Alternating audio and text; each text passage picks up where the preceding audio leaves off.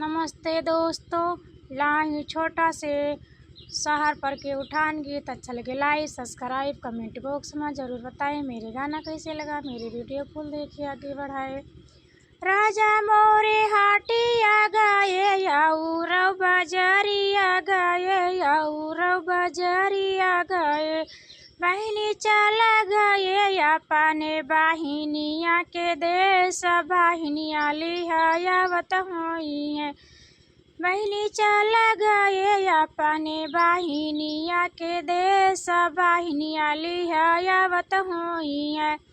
नंदी उधर से आई या चरा उड़ावत आई या चरा उड़ावत आई हो। भौजी तुहरे रसोइया होते रोटिया तो हम का खियाए देती हो। भौजी तुहरे रसोइया होते रोटिया तो हम का खियाए देती हो।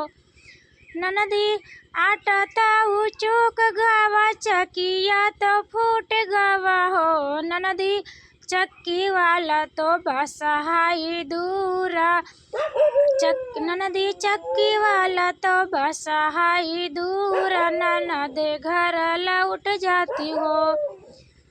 ननदी उधर से आई या चरा उड़ावत आई या चरा उड़ावत आई हो।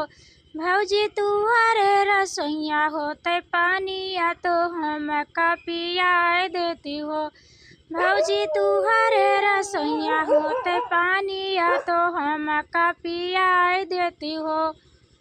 ननदी रस्सी ताऊ टूट गई ननदी रस्सी ताऊ टूट गई पानी ताऊ चूक गवा हो। ननदी कुआं वाला तो बसहाई दूर ननदी घर लौटी घर जाती हो।